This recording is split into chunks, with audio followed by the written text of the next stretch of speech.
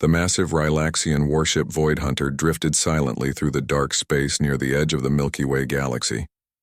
Inside the ship's control room, Captain Thexmore stared at the glowing screens that showed star maps and planet data. His purple skin gleamed under the blue lights as his four eyes focused on the newest discovery. "Sir, we have completed the scan of the Sol system," reported Lieutenant Bextar, his clawed fingers dancing across the control panel. "There is one planet in the habitable zone. The locals call it Earth." Captain Thexmore walked closer to the main screen. The image showed a beautiful blue and green planet with white clouds swirling around it. It looked peaceful and quiet, spinning slowly in the darkness of space. "What do we know about the inhabitants?" the captain asked, his voice deep and rough. "The beings call themselves humans," Bextar replied, pulling up more data. "They appear to be a primitive species. Our sensors show they are still using chemical fuel for their spacecraft. Very basic technology." The captain laughed, a sound like grinding metal. In all his years of conquest, he had seen this pattern many times before. Weak species always thought they were safe on their little worlds, never knowing that the Rylaxian Empire was watching them. "Show me their weapons," Thexmore ordered. The screen changed to show images of human military equipment. Tanks rolled across battlefields, fighter jets flew through the sky, and ships sailed across oceans. The captain's expression grew more amused as he watched. "They still use projectile weapons," he said with disbelief. "Metal bullets and explosive shells. How charmingly primitive." "There is more, sir," Bextar continued. "They have developed nuclear weapons, but only for planet-based warfare. No space-based defenses at all. No energy shields, no plasma cannons, no gravitational weapons." Captain Thexmore nodded slowly.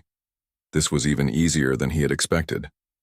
The Rylaxian Empire had conquered 43 different species in the past decade alone. Each time it became more routine. Send the scouts, evaluate the threat level, then send the fleet to claim another world for the Empire. "What about their space travel capabilities?" he asked. "Very limited," the lieutenant answered. "They have managed to reach their own moon and have built a small space station, but they have no faster-than-light travel, no warp drives, no quantum tunnels, no dimensional jumps. They are completely trapped in their own solar system." The captain walked to the large window that showed the stars outside. Each point of light represented a possible world to conquer, more resources for the Empire, more slaves to work in the mines and factories. "How many of them are there?" he asked. "Approximately 7 billion humans on the planet's surface," Bextar reported. "They are divided into many different groups and nations. Our analysis shows they frequently fight among themselves." This made Captain Thexmore smile. Divided species were always easier to conquer. When beings fought each other, they could never unite against a common enemy. The Rylaxians had used this weakness many times before. "Excellent," the captain said. "A divided enemy is a defeated enemy." He turned back to the screens and studied the human cities. Millions of tiny lights showed where the humans lived and worked. They had no idea that death was coming from the stars. "Begin the classification process," Captain Thexmore ordered. "I want a full threat assessment." Bextar's fingers moved quickly across his controls. Numbers and charts appeared on the screen as the ship's computers analyzed all the data they had collected. "Computer analysis complete, sir," the lieutenant announced. "Earth is classified as Category 5, negligible threat. Estimated conquest time with standard fleet deployment, 72 hours maximum." The captain laughed again. 72 hours seemed generous for such a primitive species. Most of that time would probably be spent accepting surrenders and organizing the new slave population. "Send the report to High Command," he ordered. "Recommend immediate resource extraction authorization.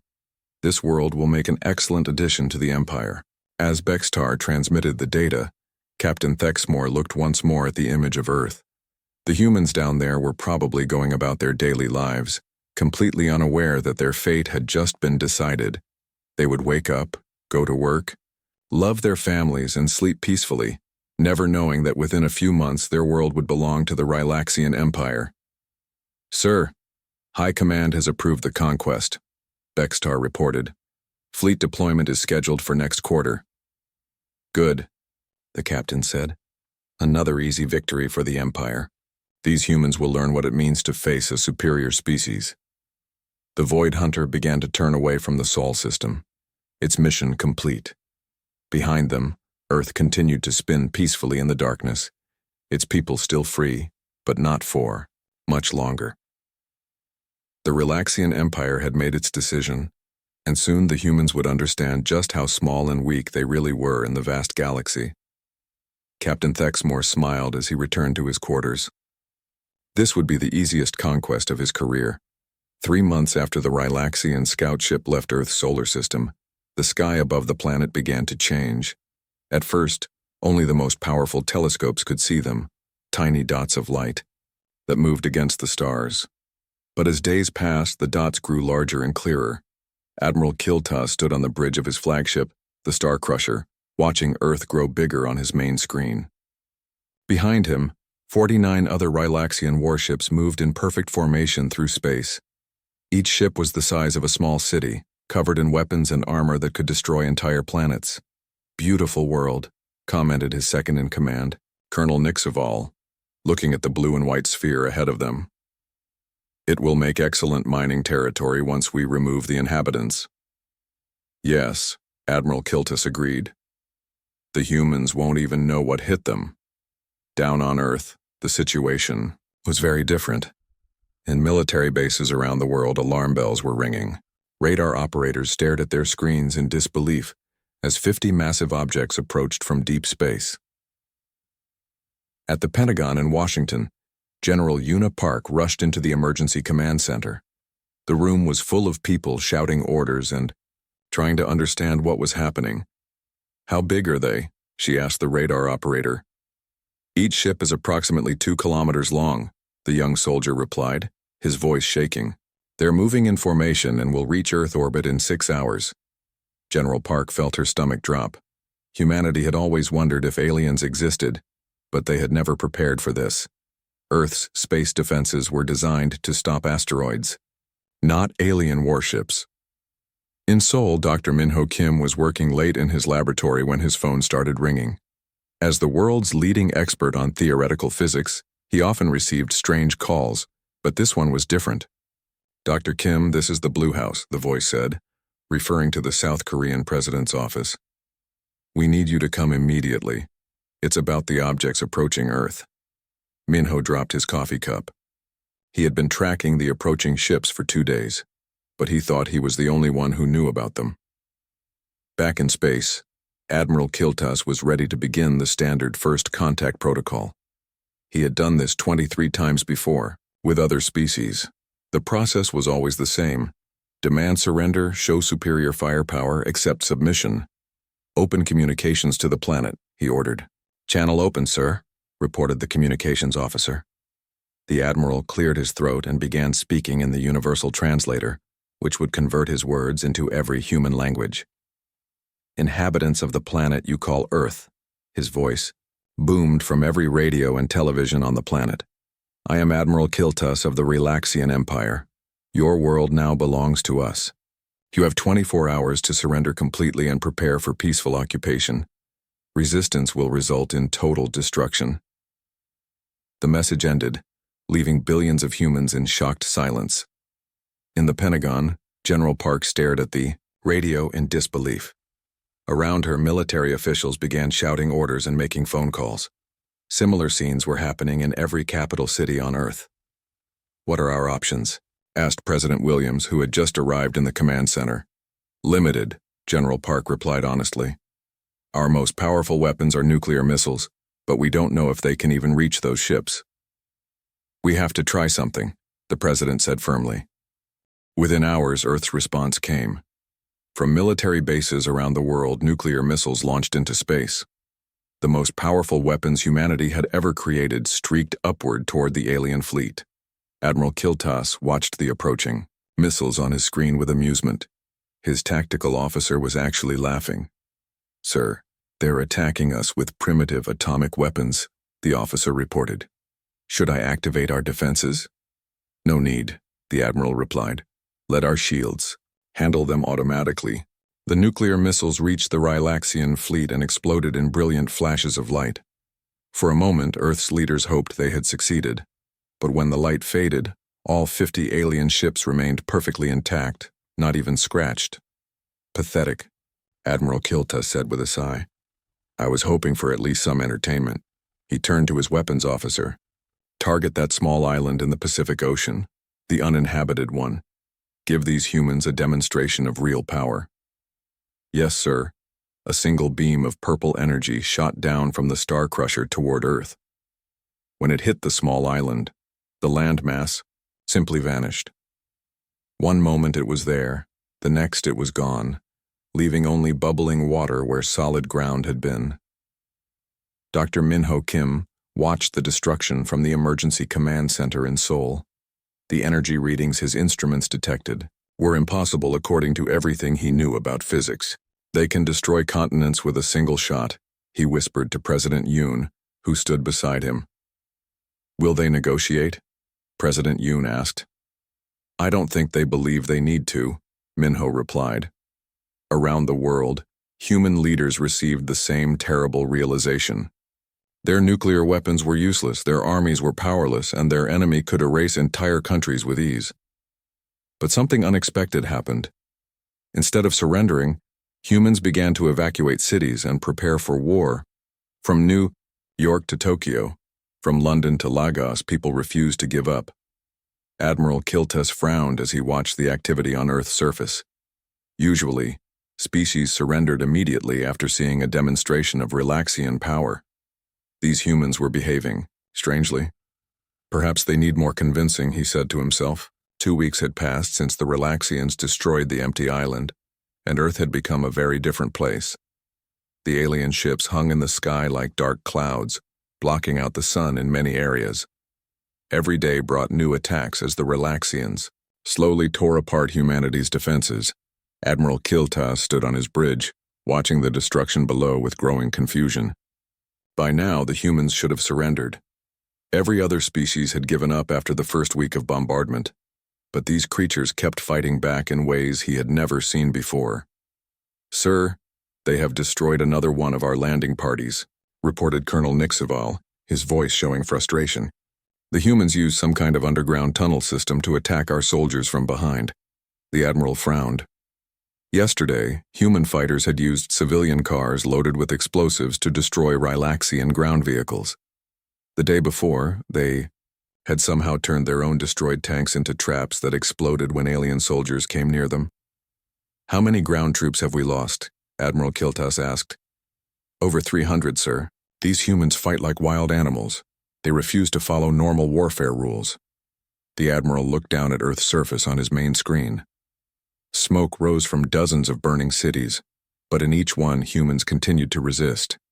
They hid in sewers, attacked from rooftops, and used weapons made from household items. In London, Captain Jiwon Lee crawled through the ruins of what used to be a shopping center. She was leading a small group of soldiers and civilians who had been fighting the Rylaxian ground forces for 10 days. Her uniform was dirty and torn, but her eyes were still bright with determination. The aliens will patrol this street in 15 minutes, she whispered to her team. Remember, hit them hard and fast, then disappear into the subway tunnels. Behind her, an old man named Mr. Davies carried a backpack full of homemade explosives. Next to him, a young woman named Lisa held a modified hunting rifle. They were not professional soldiers, but they had learned to fight like their lives depended on it. Why don't they just blast the whole city? Lisa asked quietly. Because they want the buildings intact, Jiwon replied. They need the infrastructure for their occupation. That gives us an advantage. Around the world, similar scenes were playing out. In Tokyo, resistance fighters used the city's complex train system to move unseen.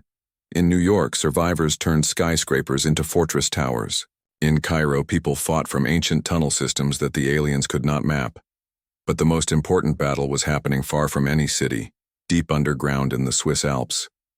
Dr. Minho Kim had not seen sunlight for 12 days. He lived now in a secret military facility that few people knew existed, working on something called Project Gaia. The quantum resonance has increased by another 15%, he reported to General Yuna Park, who had been living in the same underground base. The readings are off all our charts. General Park looked tired but hopeful. She had been coordinating resistance efforts around the world from this hidden command center, but her real focus was on Minho's mysterious project. "How much longer do you need?" she asked. "The cascade effect is building faster than we expected," Minho replied, checking his instruments again. "Every day the aliens attack, the readings get stronger. It's like the planet itself is responding to the threat." The project had started as a theoretical research program 20 years ago. Scientists had discovered strange energy patterns deep inside Earth, patterns that seemed almost alive. Most people thought it was just geological activity, but Minho and a few others believed it was something much more important. "The ancient sites are all showing activity now," reported Dr. Sarah Choi, another scientist working on the project. "Stonehenge, the pyramids, Machu Picchu, Easter Island. Every single one is generating energy signatures we've never seen before." Above ground, the Rylaxians had noticed these strange readings too, but they could not understand what was causing them. Admiral Kiltas had ordered his science teams to investigate, but their equipment could not identify the source of the energy. "Sir, the humans are becoming more organized," Colonel Nixval reported. "Their resistance groups are starting to coordinate attacks across multiple continents. It's like they're following some kind of central plan." This was partly true. In the underground command center, General Park was indeed coordinating many of the resistance efforts. But something else was happening that she did not fully understand. Human fighters around the world were starting to work together in ways that seemed almost telepathic. "The quantum field is affecting human brain patterns," Minho explained when she asked about it. "People are becoming more connected to each other and to the planet itself." "Is that dangerous?" General Park asked. "I don't think so," Minho replied. "I think it might be exactly what we need." In space, Admiral Kiltas was growing impatient. His superiors in the Rylaxian Empire were asking why the conquest was taking so long. Usually, a primitive species would be completely defeated within a week. "Double the bombardment," he ordered. "If they won't surrender, we'll simply destroy more of their cities until they do." But deep underground, Minho Kim smiled as his instruments showed the energy readings climbing higher and higher. "Soon," he whispered to himself. "Very soon now." The morning sky above Earth was filled with dark alien ships, just like it had been for the past month. Admiral Kiltas prepared his final assault from the bridge of the Star Crusher. Today would be the day humanity finally surrendered. He had grown tired of their stubborn resistance. "Begin the final bombardment," he ordered his weapons officers. "Target all remaining military installations and major population centers." But as the Rylaxian ships powered up their weapons, something impossible happened on Earth's surface. In every city, in every village, in every hidden bunker where humans were hiding, the same thing occurred at exactly the same moment. Captain Jiwon Lee was crouched in a destroyed building in Seoul when she suddenly stopped moving. Her hand went to her head as a voice spoke inside her mind. It was not her own voice, and it was not coming from her radio. The voice was warm and ancient, like the sound of wind through old trees. "Children, the time has come." In London, Mr. Davies dropped his backpack of explosives and stared at the sky with wide eyes. In New York, resistance fighters stopped their planning and looked at each other in amazement. In Tokyo, in Cairo, in every corner of the world, 7 billion humans heard the same voice at the same time. "Children, the time has come." Deep in the Swiss Alps, Dr. Minho Kim watched his instruments go completely crazy. Numbers flashed across his screens faster than he could read them. Energy readings that should have been impossible were showing up everywhere. "General Park," he shouted. "It's happening. The cascade has reached critical mass." General Una Park ran to his station and looked at the displays. Even though she did not understand all the science, she could see that something enormous was beginning. "What does this mean?" she asked. "It means we were right," Minho said, his voice filled with wonder. "Earth is alive, and it's waking up." Around the world, ancient places that had stood silent for thousands of years began to change. At Stonehenge in England, the massive stone circles started to glow with a soft blue light. The stones hummed with energy that made the air itself vibrate. Egypt, the Great Pyramid began to emit the same blue glow from its peak. Tour guides and tourists who had hidden in the nearby buildings came out to stare in amazement as hieroglyphs on the pyramid's surface started to shine like stars. At Machu Picchu in Peru, the ancient stone city lit up like a beacon. The precisely cut stones that had puzzled scientists for centuries now showed their true purpose as they channeled energy from deep within the earth. On Easter Island, the giant stone heads turned their faces toward the sky. The mysterious statues that had watched over the Pacific Ocean for so long now served as transmitters for a power that defied understanding. Admiral Kiltas stared at his sensor displays with growing alarm. Massive energy signatures were appearing, all over Earth's surface. His science officers ran back and forth trying to understand what their instruments were telling them. "Sir, we're detecting power levels that exceed our own ships," reported his chief science officer, his voice shaking. "The energy is coming from the planet's core, but it's unlike anything in our databases." "That's impossible," the admiral replied. "This is a primitive world. They don't have the technology to generate such power."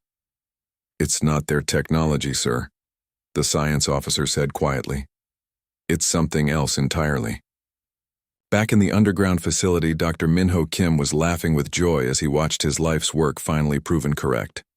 For 20 years, he had believed that Earth was more than just a rock floating in space. Now his instruments confirmed what ancient human myths had always suggested. Their planet was a living entity. "The quantum field is stabilizing," he reported to General Park. "Whatever is happening, it's not random, there's intelligence behind it." Above ground, humans everywhere began to feel different. Captain Ji-Wan Lee noticed it first when she tried to contact her team by radio. Before she could speak, she somehow knew exactly where each of her soldiers was located and what they were thinking. "This is impossible," she whispered to herself. But it was happening.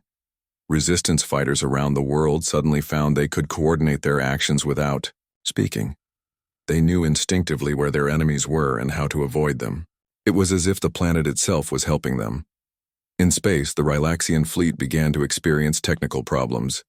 Their weapons systems started malfunctioning for no apparent reason. Navigation computers showed readings that made no sense. Some ships reported that their artificial gravity was fluctuating wildly. "Sir, something is interfering with our systems," Colonel Nixaval reported to Admiral Kiltas. "It's like the space around Earth has become hostile to our technology." The admiral looked down at the glowing planet below and felt something he had never experienced in all his years of conquest: fear. Earth no longer looked like a simple blue and green world. It looked alive, angry, and very, very powerful. "What have we done?" whispered one of the sensor operators as impossible readings continued to flood his screens. Dr. Minho Kim smiled as he watched his instruments confirm humanity's greatest secret. Earth had been protecting its children for millions of years, nurturing them and waiting for the day when they would need its help. That day had finally come. The moment Earth fully awakened, the laws of physics around the planet seemed to change completely. Admiral Kiltas watched in horror as his mighty fleet began to fall apart in ways that his science could not explain. "Sir, we're losing ships," Colonel Nixaval shouted from his station. "The Deathwind just imploded. The Iron Fist is spinning out of control." On the main screen, Admiral Kiltas saw something that would haunt him forever. Empty space around his ships was twisting and bending, like water. Gravity wells appeared from nowhere, crushing his massive warships like tin cans. The Thunderstrike, one of his most powerful vessels, simply folded in half as invisible forces pressed down on it. "Retreat! All ships retreat!" the admiral screamed into his communication system, but it was already too late. Half of his fleet was gone, and the rest were trapped by gravitational forces that defied everything the Rylaxians knew about space travel. Down on Earth's surface, the changes were even more dramatic. Captain Ji-Wan Lee felt power flowing through her body like electricity. She stood up in the ruins of Seoul and walked directly toward a group of Rylaxian soldiers who were firing their energy weapons at her.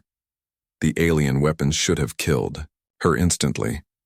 Instead, the purple energy beams hit her and simply disappeared, absorbed harmlessly by her skin. The Relaxian soldiers stared at her in terror as she walked through their most powerful attacks without even slowing down. Impossible, one of the aliens whispered in his own language. Jiwan smiled. Somehow she understood exactly what he had said, even though she had never heard the Relaxian language before. Earth's awakening had connected her mind to knowledge that went far beyond anything she had learned in school. "Your weapons cannot hurt us now," she said in perfect Relaxian, causing the alien soldiers to drop their guns in shock. Similar scenes were happening all over the planet. In London, Mr. Davies and his resistance team walked through Relaxian energy, barriers as if they were made of air.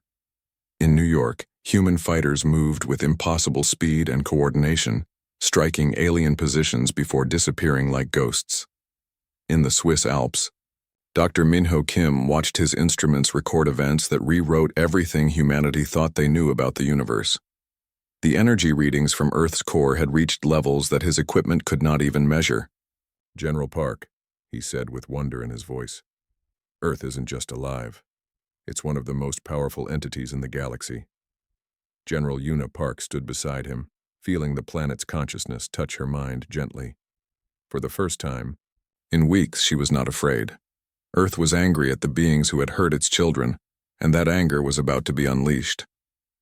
In space, the surviving Relaxian ships tried desperately to escape Earth's orbit, but the planet would not let them go so easily. Electromagnetic pulses burst from Earth's magnetic field, shutting down alien engines and leaving the ships floating helplessly in space. Admiral Kiltas felt his flagship shake as invisible hands seemed to grab the Star Crusher and hold it in place. His weapon system shut down one by one. His engines went dead. Even his life support systems began to fail. "What kind of planet is this?" he whispered to himself. On Earth's surface, the ancient sites that had been glowing now served as massive transmitters of planetary power. The pyramids in Egypt sent beams of energy into space that sliced through Relaxian armor like paper. Stonehenge created a barrier around Earth that trapped the remaining alien ships. The Easter Island statues turned their ancient faces toward the sky and somehow communicated directly with the trapped Relaxian vessels. The message was simple but terrifying. "Leave our children alone." Captain Jiwan Lee found herself standing in the middle of Seoul, surrounded by surrendering Relaxian soldiers.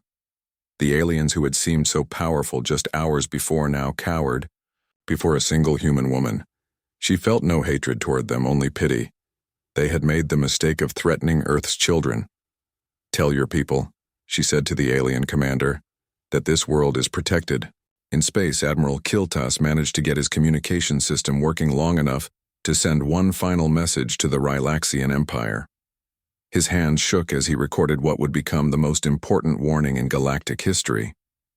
"This is Admiral Kiltas of the failed Earth invasion fleet," he said into the recorder. "Earth is not a planet. It is a sleeping god with 7 billion children. We have awakened something ancient and powerful beyond our understanding. I repeat, Earth must be quarantined immediately. Do not approach this system under any circumstances." Few Relaxian ships that could still move began limping away from Earth as fast as their damaged engines could carry them. As they fled, they broadcast the Admiral's warning to every corner of the galaxy. Dr. Minho Kim smiled as he watched the alien ships disappear into the darkness of space. Around him, his instruments slowly returned to normal readings as Earth settled back into peaceful sleep, satisfied that its children were safe. "We thought we were alone in the universe," he said to General Park, "but we were never alone. We had the most powerful guardian of all." Above them, the sky cleared for the first time in weeks. Sunlight streamed down on a world that had proven itself to be far more than anyone had ever imagined. Humanity had survived their first contact with hostile aliens, and in doing so, they had discovered their true place in the galaxy. Earth's children were no longer defenseless.